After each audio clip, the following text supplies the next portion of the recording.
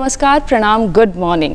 Thank you so much for joining us this morning. मैं हूं आपके साथ रचना सिंह और आप देख रहे हैं हमारा मॉर्निंग लाइव शो बिहार बिहान।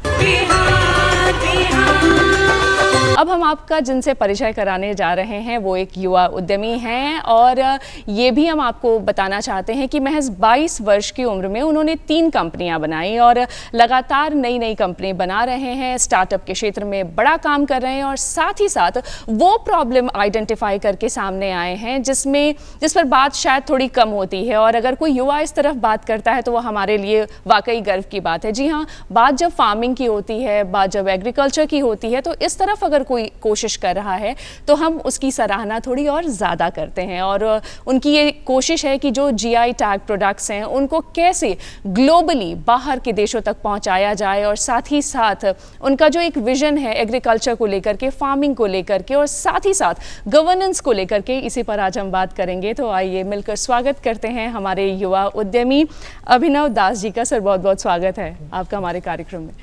सर, वहीं से शुरू करना चाहते हैं कि क्या प्रेरणा का स्रोत रहा सर? क्यों लगा कि जॉब नहीं करते हैं और स्टार्टअप करते हैं और इतने कम एज में क्यों ये एक मोटिवेशन रहा कि अपना कुछ एक अलग बनाते हैं और अपना एक मकाम बनाते हैं इस तरफ? देखिए, बिहार जो है एक तैयारी प्रधान राज्य है। अगर इसको समझे, बिहार को मैं बहुत क्लोजली बिहार में ही रहा हूँ, पढ़ाई मेरी बाहर भी रही है, लेकिन मैं क्लोजली बहुत कनेक्टेड रहा हूँ गाँव से और चीज़ों से। तो तैयारी मैंने भी करी, लेकिन एक जो कॉलेज डेज से मेरा इंटरेस्ट जो रहा वो एंटरप्रेन्योरशिप के तरफ रहा। कुछ चीज़ें बनाते रहता था, कुछ करने का प्रयास करते रहता था। तो अर्ली डेज में ही स्टार्ट कर दिया। और अर्ली स्टार्ट करने का एडवांटेज ये रहा कि एक लेवल पे आते आते चीज़ें अच्छे लेवल पे आ गई। अगर अर्ली स्टार्ट नहीं किया रहता स्टार्टअप को लेकर के, क्योंकि जब स्टार्ट करा था बिहार में तो एक इकोसिस्टम जिसकी बात हम लोग करते हैं वो नहीं था। और स्टार्टअप इंडिया जैसा वर्ड या स्टार्टअप जैसा वर्ड, बजवर्ड जो बाद में क्रिएट हुआ, वो भी नहीं था। तो उस तरफ आप काम करना चाहते हैं तो बहुत सारी चीज़ें होती है जो फैमिली में, बैकग्राउंड में चीज़ें जो चलती हैं वो बहुत कंड्यूसिव नहीं रहती है करने के लिए। तब आप करना चाहते हैं क्योंकि आपके अंदर का जो ये है जो कि सेल्फ बिलीफ है वही आपको आगे ले जाता है। तो वहीं से स्टार्ट हुआ है। जी सर, बिहार में स्टार्टअप शुरू करना कितना चैलेंजिंग रहा और ख़ास करके तब जब आप युवा हैं और एग्रीकल्चर की तरफ काम करना चाहते हैं, तो परिवार किस तरीके से सोच रहा था और आपका थॉट प्रोसेस क्या था? दोनों जानना चाहते हैं। देखिए, परिवार क्या होता है, जब आप एक अच्छे मेरिटोरियस स्टूडेंट हैं, अच्छी पढ़ाई करी है, अच्छे जगह से पढ़ाई किया है, तो एक एक्सपेक्टेशन परिवार का जरूर रहता है कि अच्छा कुछ जॉब हो जाए।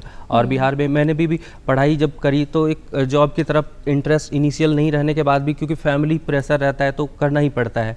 तो वो मैंने भी करा। IBPS में बहुत सी चीज़ें थी जो कि फैमिली में बताया भी नहीं कि मैं ये कर रहा हूँ बैकग्राउंड में। तो वो होता है और जब चीज़ें बेहतर दिखने लगती है तब फैमिली को बताते हैं कि हाँ ये चीज़ करना चाहते हैं। तो इनिशियली वो हिकअप्स रहता है करियर में भी और एंटरप्रेन्योरशिप में भी।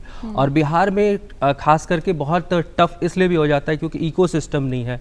बिहार IT पॉलिसी हो या बिहार स्टार्टअप पॉलिसी जो अभी आ रहा है, जो कि 22 में मेरे ख्याल से लास्ट ईयर स्टार्टअप पॉलिसी भी आ गई। तो इस तरह से जो अभी चीज़ें दिख रही है उस टाइम में बहुत रोजी पिक्चर नहीं था जब स्टार्ट किया था।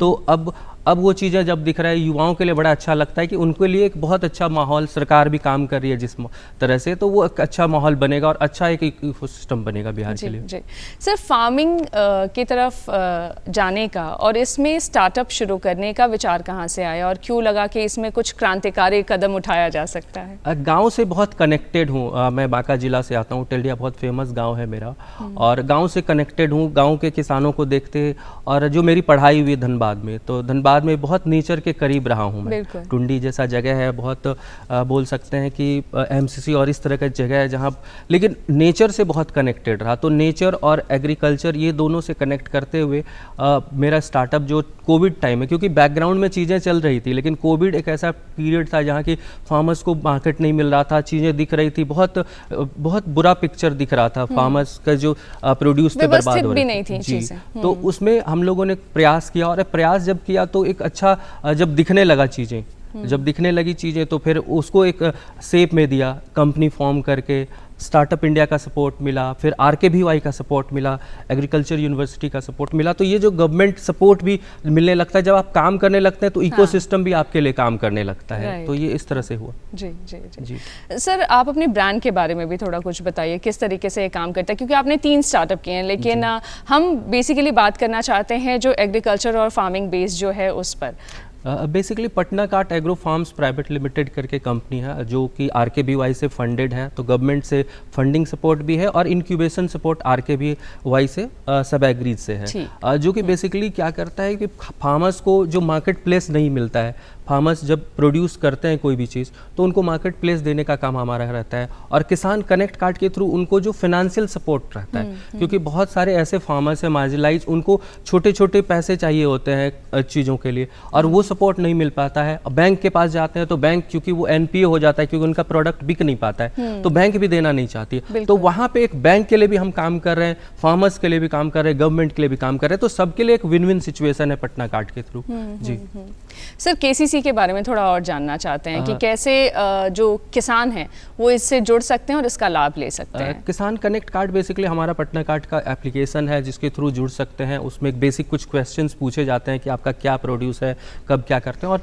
हम लोग एक बेसिकली टीम से जा करके उनको ट्रेनिंग भी कराते हैं। अच्छा। किसान कनेक्ट कार्यक्रम करते हैं, गाँव में करते हैं, कराई के पास कुछ हमारा स्पेस है, तो वहाँ जा करके ट्रेनिंग कराते हैं और ट्रेनिंग के बाद उनको बताते हैं कि आप बहुत सारे जो फार्मिंग कर रहे हैं क्या फार्मिंग करेंगे जिसका अच्छा मार्केट है, चीज़ों को समझाना उनको और हैंड होल्डिंग करके बताना कि इस तरह से करेंगे तो ये फ़ायदा होगा। बहुत सारे जो बिहार के फार्मर्स रहे हैं मोस्टली जो ट्रेडिशनल फार्मिंग मेथड ही यूज़ करते हैं, तो उसमें आप कुछ स्मार्ट फार्मिंग टेक्निक्स बताना, चाहे ड्रिप इरिगेशन हो या और भी तमाम जो नए तरीके आ गए हैं उन पे बताते हैं, उनको ट्रेनिंग देते हैं, यानी साइंटिफिक अप्रोच डेवलप करने की कोशिश रहती है। सर, एक और जब आपके बारे में मैं देख रही थी तो GI टैग जो प्रोडक्ट्स हैं, तकरीबन कुछ 17-18 प्रोडक्ट्स हैं, उनको प्रमोट करने का आप काम कर रहे हैं इस माध्यम से, तो उसके बारे में भी कुछ बताइए। GI टैग बेसिकली बिहार के कुछ ऐसे जगह के प्रोडक्ट है, जैसे मैं भागलपुर से आता हूँ तो वहाँ का कतरनी चूड़ा और चावल आता है, जर्दालू आम बहुत फेमस है, राष्ट्रपति तक जाता है, तो ऐसे कुछ प्रोडक्ट्स हैं। बिहार मधुबनी पेंटिंग है जो कि बहुत पॉपुलर है।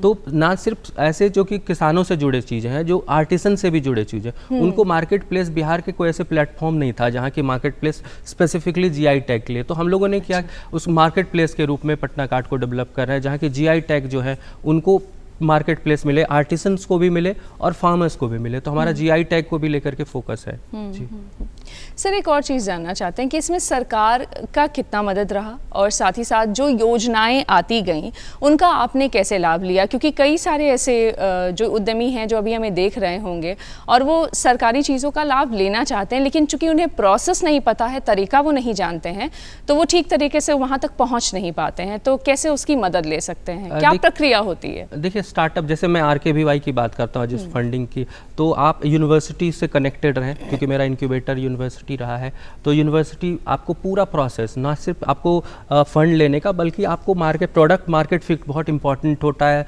कोई भी स्टार्टअप के लिए। आप जो प्रोडक्ट बेच रहे हैं क्या मार्केट के लिए वो सूटेबल है, वो अगर नहीं है तो फिर आपको फंडिंग क्यों मिलेगा, गवर्नमेंट भी नहीं करेगी और प्राइवेट फंडिंग भी नहीं मिलेगी। तो दोनों के लिए प्रोडक्ट मार्केट फिट होना, उसके लिए आपको क्या है कि इंक्यूबेटर का सपोर्ट चाहिए होता है, जहाँ सब एग्रीज का सपोर्ट मिला कि क्या करना चाहिए, क्या मार्केट के लिए सही है, क्या बैंक के लिए सही। अगर सब चीज़, अगर आप प्रोडक्ट बहुत अच्छा बना के जाते हैं और जिनके लिए जा रहे हैं जो भी एलिमेंट्स हैं, चाहे जिस इंटीग्रेशन में, फॉरवर्ड इंटीग्रेशन में आप यूजर्स के लिए काम करें, कुछ ऐसा सामान बेच रहे हैं जो यूजर को चाहिए ही नहीं, तो फिर वो बिकेगा नहीं। और कुछ ऐसा चीज़ कर रहे हैं जिससे किसी को फायदा नहीं हो रहा है, फार्मर्स को फायदा नहीं हो रहा, सिर्फ कंपनी को फायदा हो रहा है, तो किसी को जब तक सबके लिए विन विन सिचुएशन नहीं होगा प्रोडक्ट मार्केट फिट नहीं बन सकता है।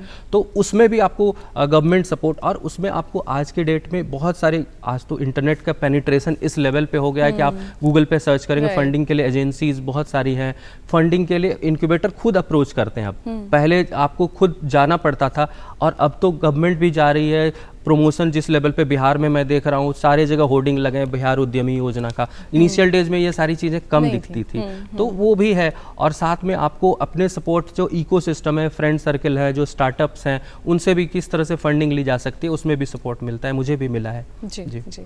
तो फंडिंग और कैसे पिच कर सकते हैं सर? और जैसे आपने कहा कि जैसे आपका तो एग्रीकल्चर बेस्ड था, तो आपने कॉलेजेस के साथ किया, और भी जो लोग हैं वो कैसे इन्वेस्टर तक अपनी पहुंच बना सकते हैं? देखिए, इन्वेस्टर्स को पहुंचने का जो प्राइवेट इक्विटी भी लिया जा सकता है, एक तो तरीका वो है। और उसके लिए आपको क्या है कि मेल्स करने होते हैं, बहुत ईजी होता है अप्रोच करने का। देखिए, कोई बहुत बड़ा रॉकेट साइंस कुछ भी नहीं होता है फंडिंग लेना। आप मेल करेंगे, अप्रोच करेंगे, पिच डेक, एक स्मार्ट पिच डेक बनाएंगे। पिच डेक में वो दिखना चाहिए, जो मैंने प्रोडक्ट मार्केट फिट की बात करी। अगर इन्वेस्टर को ये लगेगा कि ये फंडिंग करने लायक है, तो ऑब्वियसली आपको अप्रोच जो करेंगे उसका रिस्पॉन्स मिलेगा। मुझे भी मिला है, क्योंकि प्रोडक्ट में अगर दम नहीं रहेगा तो आप कहीं भी जाएंगे तो वो नहीं मिलेगा। इनिशियल आप कुछ फंड ले लेंगे गवर्नमेंट से, और उससे बहुत बड़ा कुछ नहीं क्रिएट कर सकते अनलेस कि आपका प्रोडक्ट, आप एक विनिंग प्रोडक्ट बनाते हैं, एक सर्विस विनिंग प्रोडक्ट बनाते हैं, आप बड़ा कुछ नहीं कर सकते हैं। जी सर, जानना चाहते हैं कि अभी आप एक किताब भी लिख रहे हैं जो कि साइबर क्राइम से रिलेटेड है। उस किताब के बारे में कुछ बताइए, और कब तक वो किताब आने वाली? देखिए, मेरी जो पूरी जर्नी रही है, एक्चुअली अगर देखेंगे तो लगभग 13-14 साल का पूरा करियर रहा है अभी तक का। और बहुत अर्ली डेज से मैंने बहुत चीज़ों को देखा है, साइबर क्राइम को होते हुए देखा है बहुत सारी, क्योंकि मैंने पटना एसएमएस के थ्रू देखा, तो एसएमएस के थ्रू बहुत सारे साइबर क्राइम होते हैं, जो कि बैंक को मैसेजेस, फिशिंग के मैसेजेस हों, या बैंकर बन करके कुछ मैसेजेस हों, तो इस तरह की चीज़ें बहुत होती, तो बहुत क्लोजली कनेक्टेड रहा हूँ। और जब आप टेक फील्ड में काम कर रहे होते हैं तो बहुत सारे क्लोज सर्कल के लोग आपसे पूछते हैं कि ये प्रॉब्लम हो गया, ये कैसे हुआ, तो बहुत सारे केसेस। और गवर्नमेंट के साथ भी मैंने कुछ ऐसे प्रोजेक्ट्स किए जिसमें कि साइबर क्राइम को लेकर के उनको हेल्प करना, तो ये सारी चीज़ों को लेकर के। और जो मैं देख रहा हूँ, जो बिहार जैसे राज्य जहाँ की इंटरनेट पेनिट्रेशन जिस लेवल पे पोस्ट कोविड बढ़ा है, तो उस लेवल पे क्राइम भी बढ़ा है।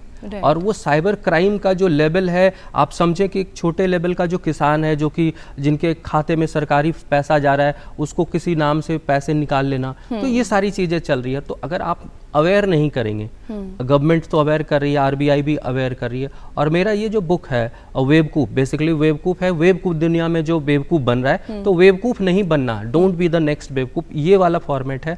और बहुत रिसर्च, ऑलमोस्ट 2-2.5 साल से लिख रहा हूँ, तो बहुत रिसर्च करके कुछ रियल लाइफ केसेस को लेकर के, ताकि लोग कनेक्टेड फील करें कि हाँ, ये चीज़ तो मेरे साथ भी हो सकता है। क्योंकि कोई ग्लोबल प्रॉब्लम नहीं, ये ग्लोबल ऐसा नहीं है कि सिर्फ यूएस यूके में हो रहा है, बहुत आपके नेक्स्ट डोर पे अब साइबर क्राइम हो रहा है, और सब लोग उसके भुक्तभोगी कहीं ना कहीं रहे हैं। तो उसको इसको एड्रेस करने का प्रयास किया है हमारे बुक ने। जी। सर, आपने ई गवर्नेंस के क्षेत्र में भी बहुत काम किया है, और पेपरलेस ऑफिस और इस तरीके का कॉन्सेप्ट आप लेकर के आए। कैसा रहा वो एक्सपीरियंस, और क्या वो काम भी अभी तक चल रहा है, या वो कैसा चल रहा है? देखिए, बिहार में जैसे पोस्ट कोविड बहुत सारे चेंजेस आए, और अक्रॉस वर्ल्ड चेंजेस आया, तो बिहार भी जब उस चीज़ों को अपना रहा था, तो पोस्ट कोविड पेपरलेस बनने की कवायद शुरू हुई। और वहीं से मेरा जो इंटरनेक्स कंपनी है, जो कि मैं दूसरा कंपनी है, तो बेसिकली पेपरलेस बिहार बनाने को लेकर हम लोगों ने प्रयास किया, और बहुत युद्ध स्तर पे काम हुआ बिहार में। खास करके देखें, अभी मेजर मुझे लगता है लगभग 70 से 80% डिपार्टमेंट जो है वो पेपरलेस हो चुका है। जो गवर्नमेंट का फाइल का मूवमेंट है वो पेपरलेस बना है। और कोविड टाइम में करना बहुत चैलेंजिंग था, क्योंकि आपको पेपर का हैंडलिंग, जब आप कुछ चीज़ों को छूते थे, और आप आप चीज़ों को छूने के बाद आप डर लगता था कि ये क्या छू लिया मैंने, और वहाँ पे डिजिटाइजेशन को स्कैन करके फाइल को ये करना बड़ा टफ था। लेकिन बहुत अच्छे स्तर पे वो काम हुआ बिहार में, और अभी ऑलमोस्ट बिहार जो है पेपरलेस, खास करके गवर्नेंस, ई गवर्नेंस के क्षेत्र में काम कर रहा है। जी सर, एक छोटा सा संदेश हम आपसे चाहेंगे युवा उद्यमियों के लिए। अपने दिल की सुनिए। जो आपको अगर कोई भी स्टार्टअप कर रहे हैं, तो कुछ बड़ा करने की ज़रूरत नहीं है, छोटा से शुरुआत कीजिए। और जो छोटा होता है एकदम बेसिक लेवल का, अगर कुछ आइडिया आया तो उस पर कुछ छोटा शुरुआत कीजिए, बड़ा अपने आप होगा। जब आप बेबी स्टेप लेंगे किसी में, तो धीरे धीरे करके आपको चीज़ें दिखेंगी, इकोसिस्टम बनेगी, आसपास के लोग आपको हेल्प करेंगे। मेरे साथ ऐसा हुआ, आपके साथ भी ऐसा होगा। बिल्कुल सर, आप हमारे कार्यक्रम में आए, आपने इतना ज़रूरी समय हमें दिया, और साथ ही साथ स्टार्टअप पे और अपनी कंपनी के बारे में आपने इतनी डिटेल में बात की, अपनी किताब के बारे में बात की, इसके लिए आपका बहुत बहुत धन्यवाद। तो दर्शकों, आज के लिए बस इतना ही। अगली सुबह आप हमारा फिर से इंतजार कीजिएगा, क्योंकि अगली सुबह बिहार बिहान लेकर हम फिर से पहुंचने वाले हैं। तब तक के लिए आप देखते रहिए DD बिहार। नमस्कार।